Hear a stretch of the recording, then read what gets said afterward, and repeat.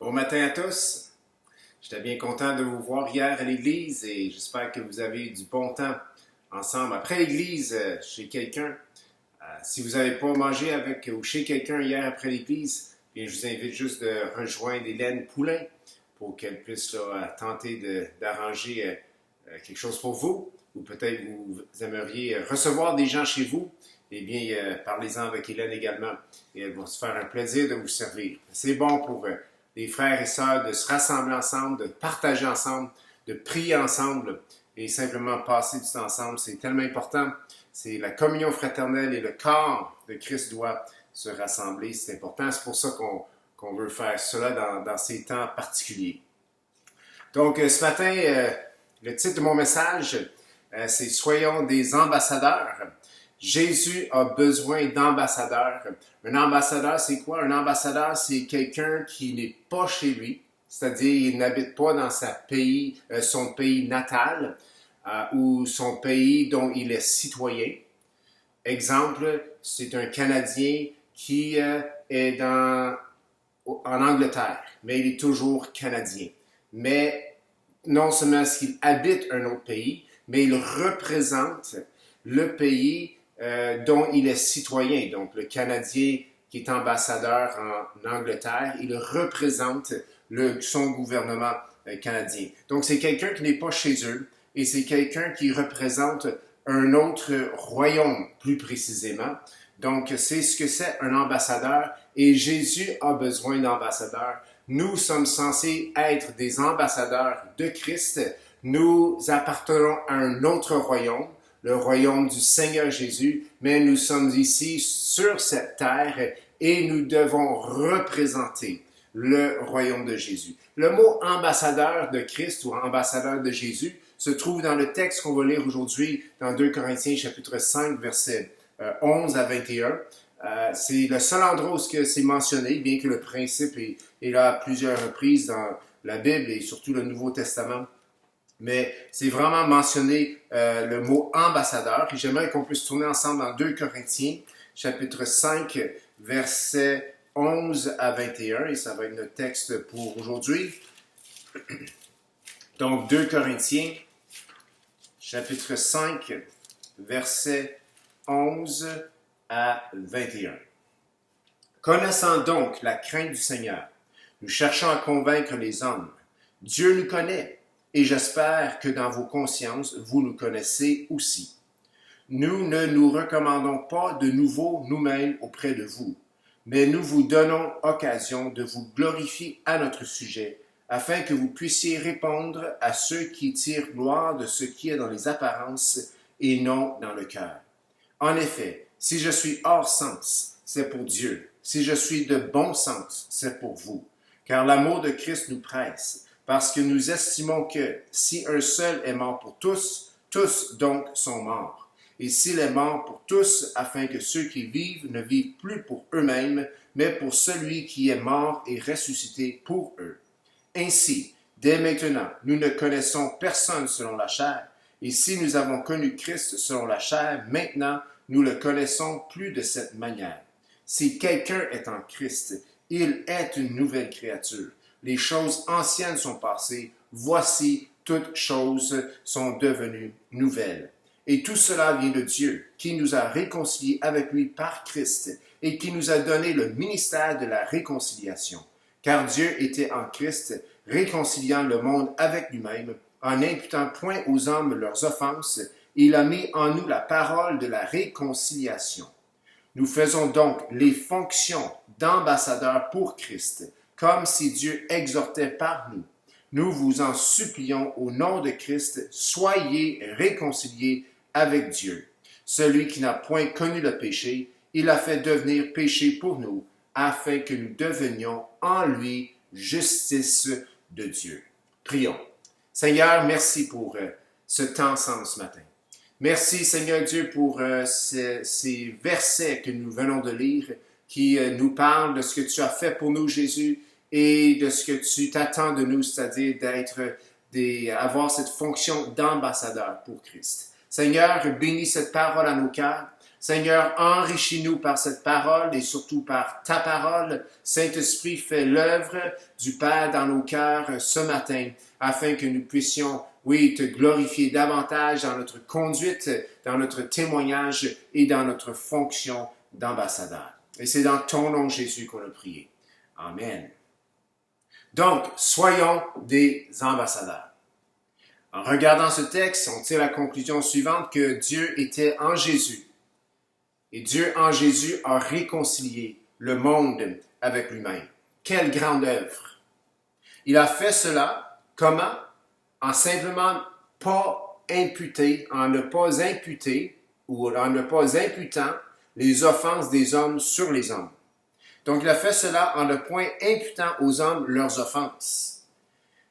Il a fait de Jésus celui qui jamais avait commis de péché, celui qui avait jamais même connu le péché, il a fait devenir péché pour nous. Pourquoi? Afin que nous, on devienne complètement l'opposé, c'est-à-dire en Jésus, justice de Dieu.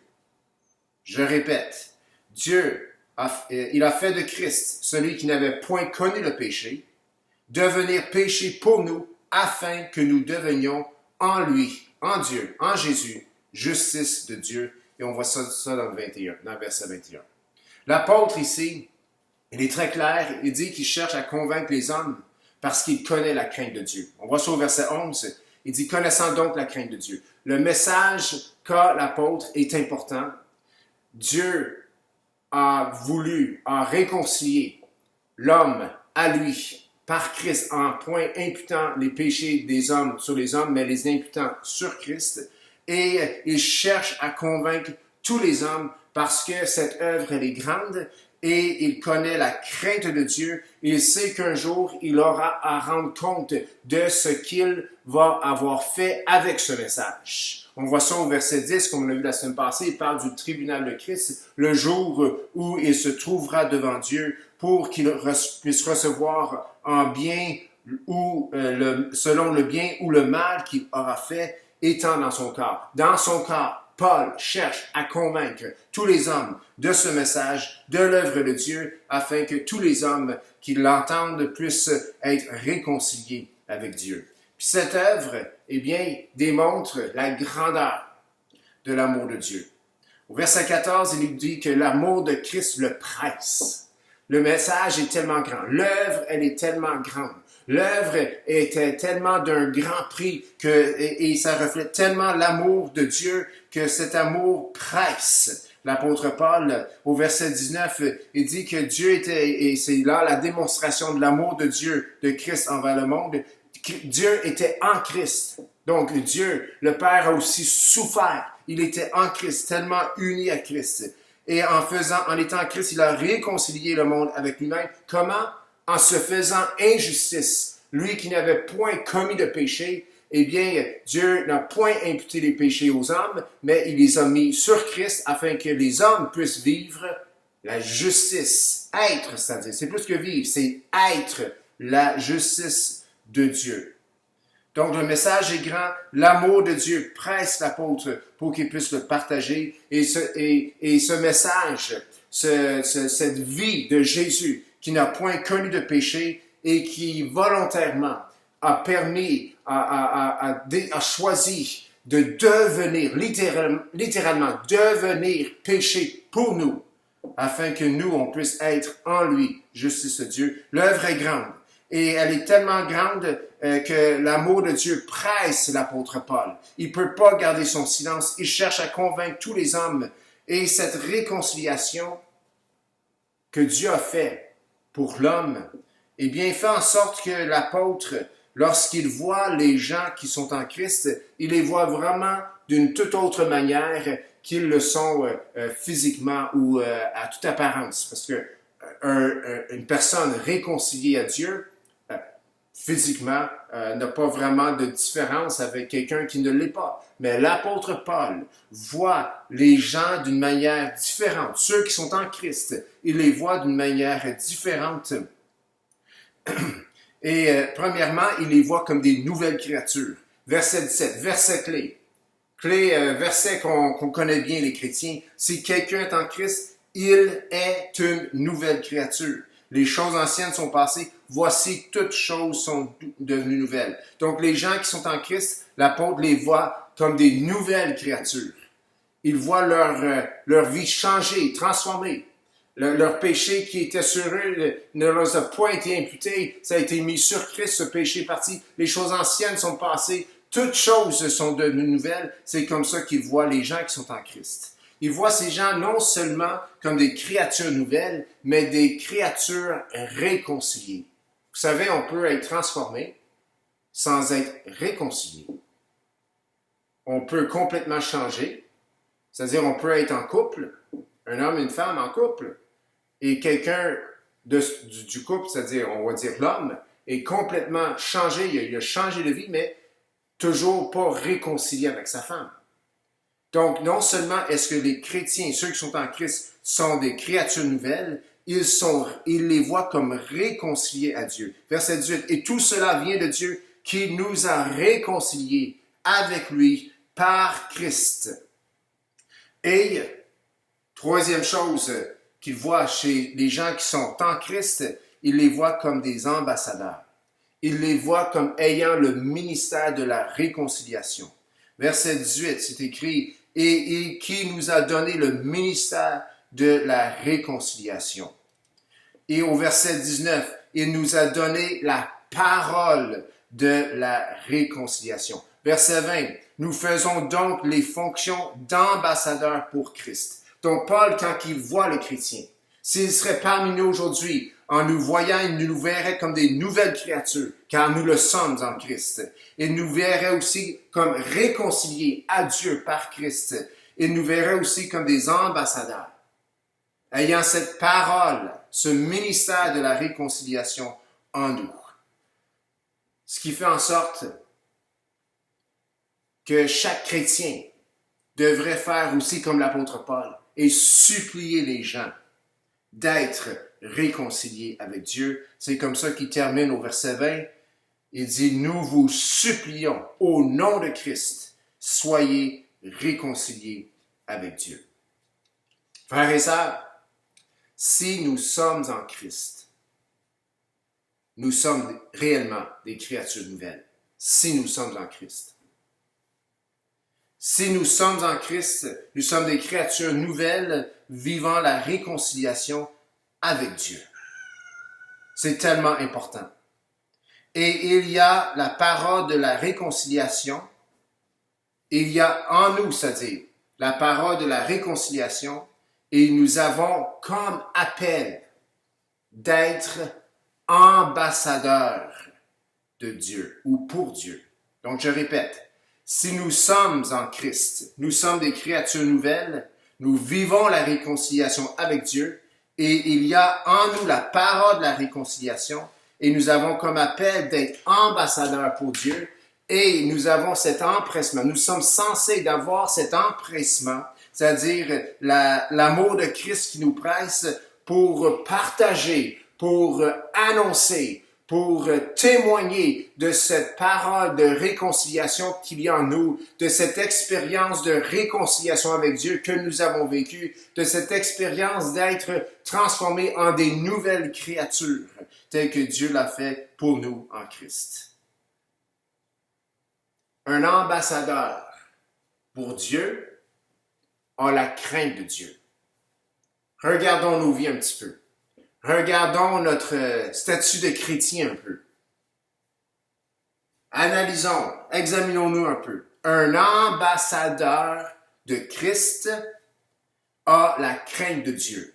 Verset 11. Connaissant donc la crainte de Dieu. Je répète, un ambassadeur de Christ a la crainte de Dieu. Avons-nous la crainte de Dieu?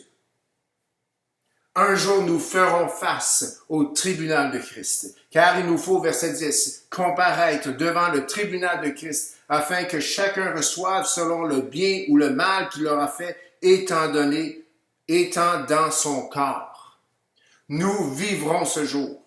Nous aurons à rendre compte de ce que nous avons fait avec le message que Dieu nous a donné, ce ministère de la réconciliation, cette parole de la réconciliation, cette fonction d'ambassadeur pour Christ. Frères et sœurs, un ambassadeur pour Dieu a la crainte de Dieu.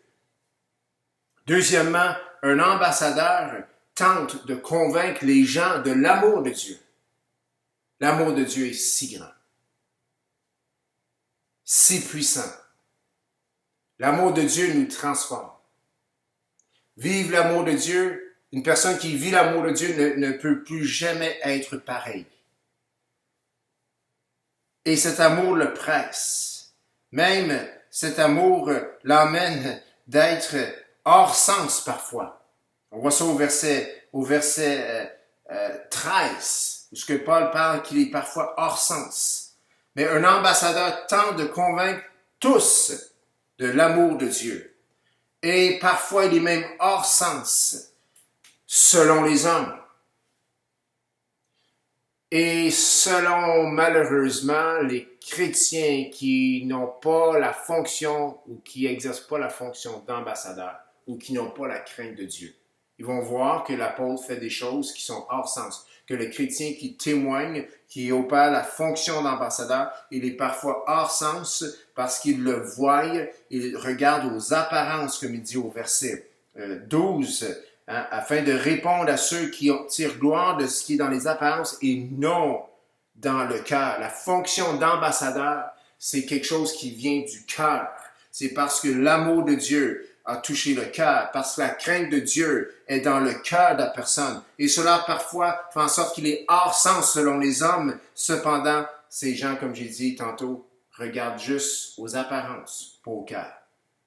Frères et sœurs, si je peux résumer ce matin, un ambassadeur pour Christ fait même des choses qui sont hors sens pour Christ. Pourquoi? Parce que le message doit sortir. Pourquoi? Parce que l'amour de Dieu le presse. Donc, la question se pose ce matin, comment être un bon ambassadeur?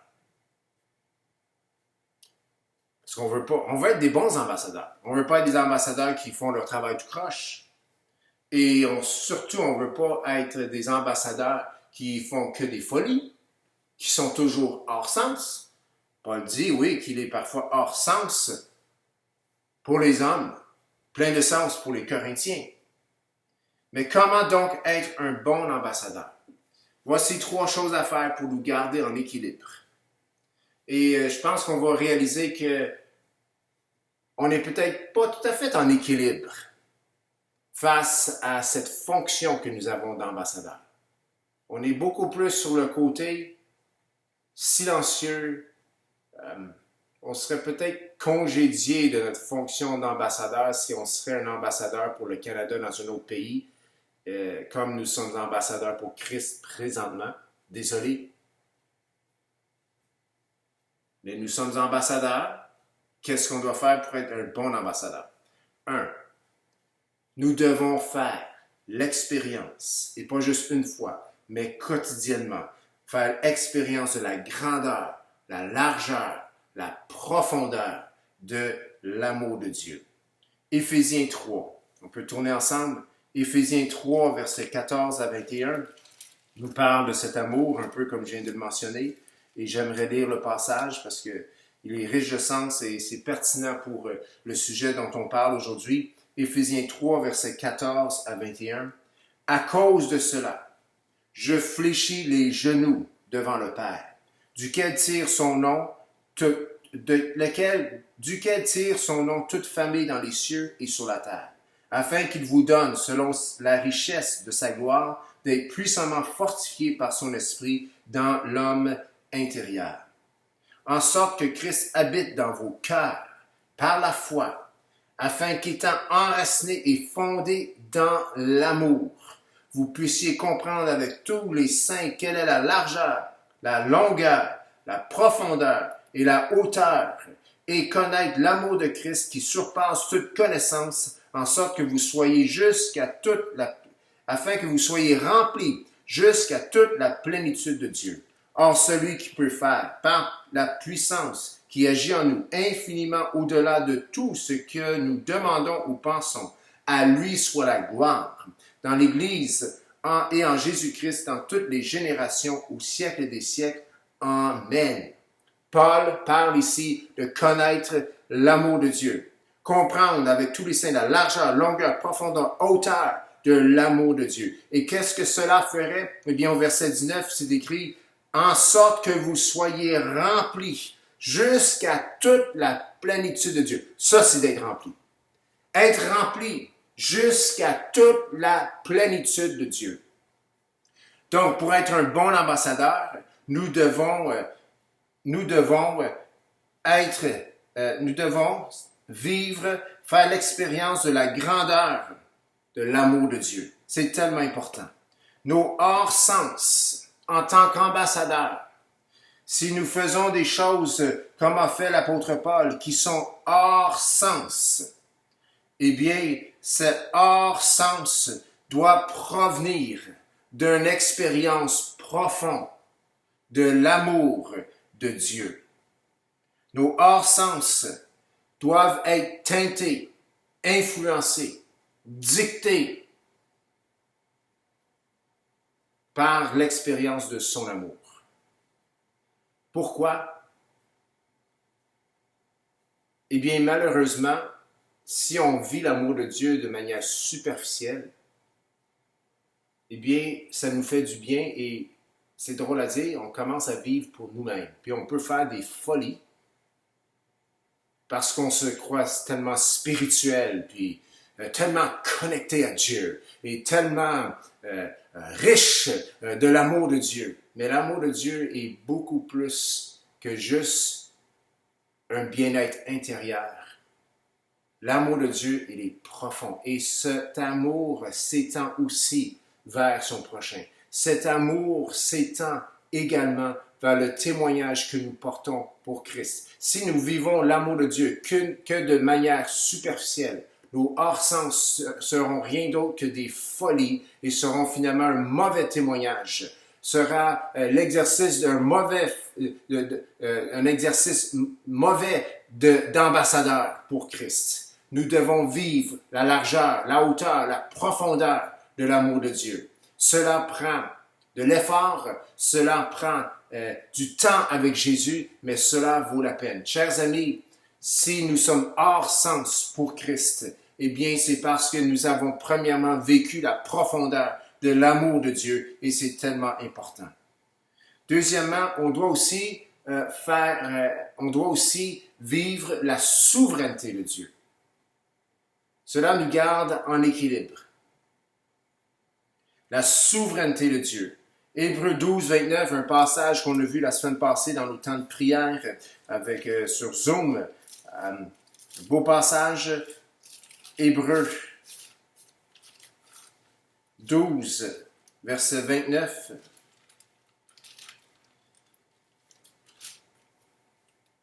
C'est écrit, ensuite on va lire le verset 28. Car notre Dieu est aussi un feu dévorant. En vivant l'amour de Dieu, on doit aussi vivre la crainte de Dieu, la souveraineté de Dieu, l'immuabilité de Dieu. Notre Dieu est aussi un feu dévorant. Verset 28. C'est pourquoi recevons un royaume inébranlable. Montrons notre reconnaissance en rendant à Dieu un culte qui lui soit agréable, avec piété et avec crainte. Car notre Dieu est aussi un feu dévorant. Pour être un bon ambassadeur, il faut vivre l'amour de Dieu. Il faut vivre la crainte de Dieu ou la souveraineté de Dieu.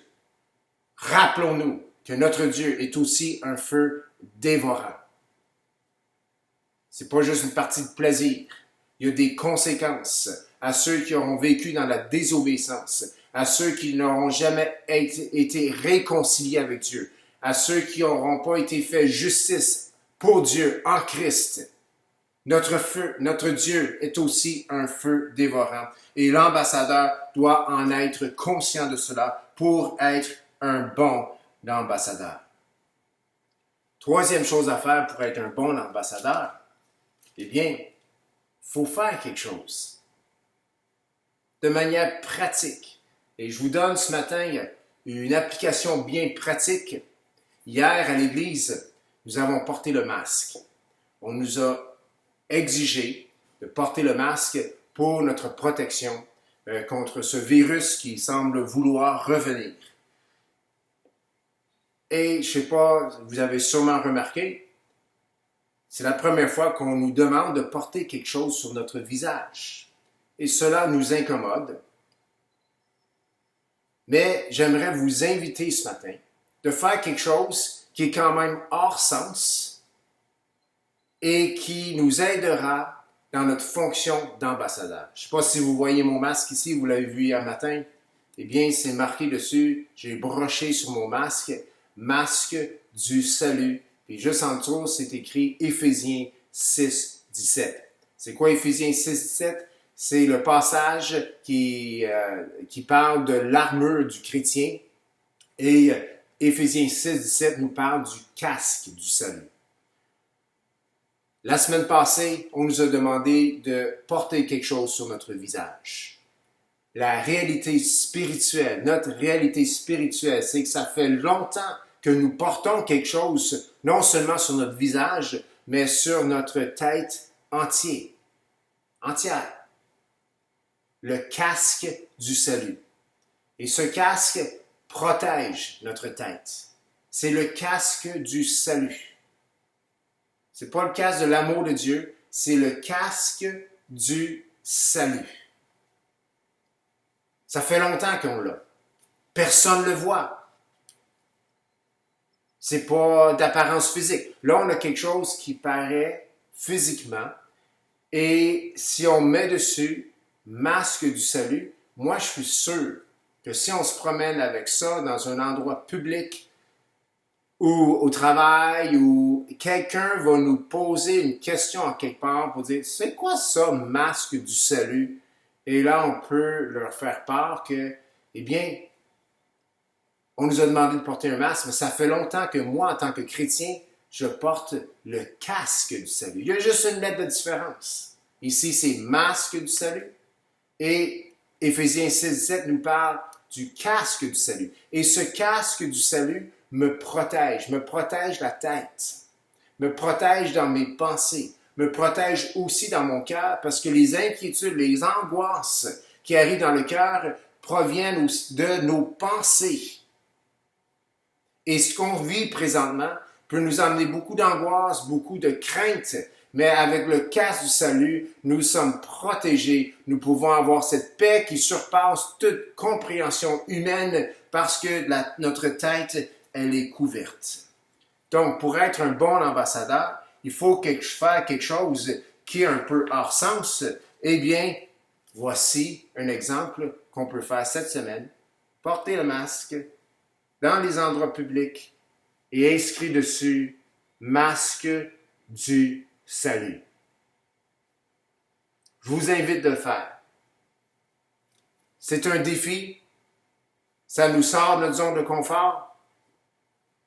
Mais c'est parce que nous sommes ambassadeurs pour Christ que nous le portons, c'est-à-dire que nous nous affichons en disant « J'ai le casque du salut », en mettant sur notre masque « Masque du salut ».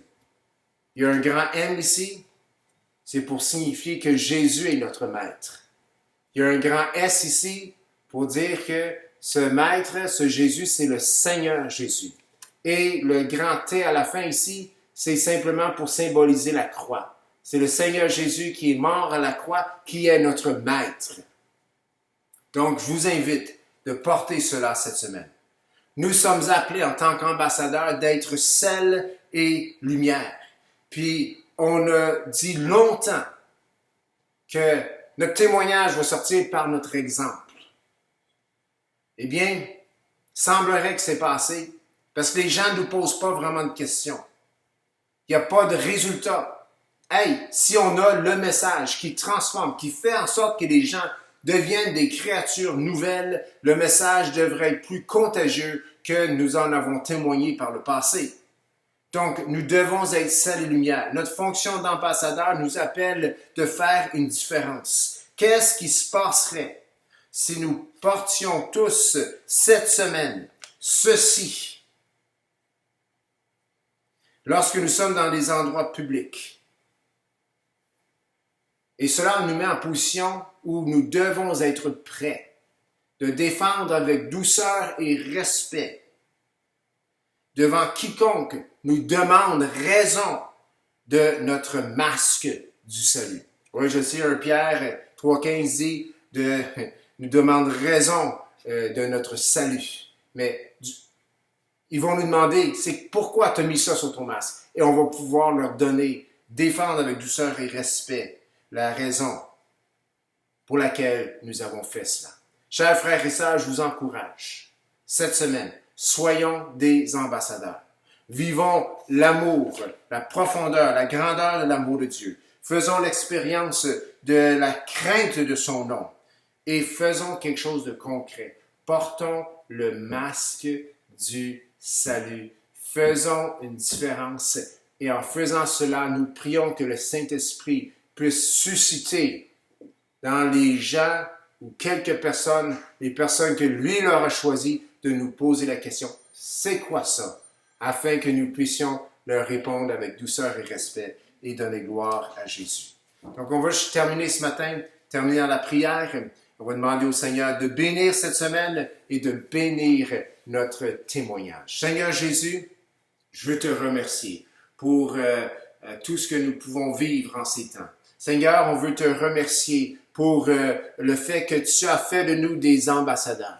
Et Seigneur Dieu, mais être ambassadeur n'est qu'un fruit qui est porté par celui qui a connu l'amour de Dieu, qui connaît la crainte de Dieu, celui qui est devenu une créature nouvelle en Christ, celui qui a vécu cet acte puissant, c'est-à-dire où ce que Dieu a enlevé son péché, l'a mis sur Christ afin que la personne qui a été libérée de son péché puisse être en Christ justice de Dieu. Seigneur, en ayant vécu tout cela, eh bien, la fonction d'ambassadeur devient tout simplement une fonction naturelle et nous sommes pressés par l'amour de Christ à propager le message. Et je prie pour chacun de nous cette semaine. Seigneur Dieu, que nous puissions oser faire quelque chose qui est hors sens, qu'on puisse pas quitter la maison sans notre masque, ayant masque du salut accroché après, et que nous puissions dans les lieux publics porter notre masque et déclarer à tous que nous avons plus qu'un masque,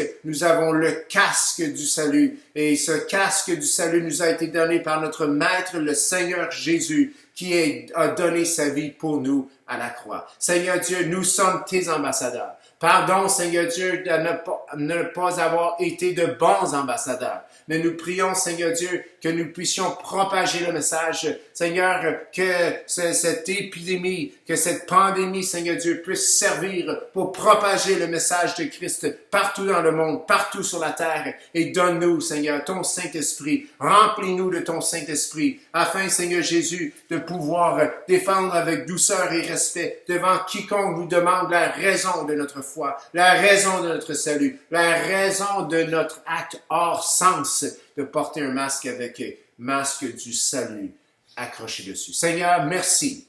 Et on te demande de bénir cette semaine. On te demande, Seigneur Dieu, de nous conduire par ton Saint-Esprit. Et c'est dans le beau et précieux nom de Jésus que nous avons prié. Amen. Donc, frères et sœurs, soyons des ambassadeurs. Amen.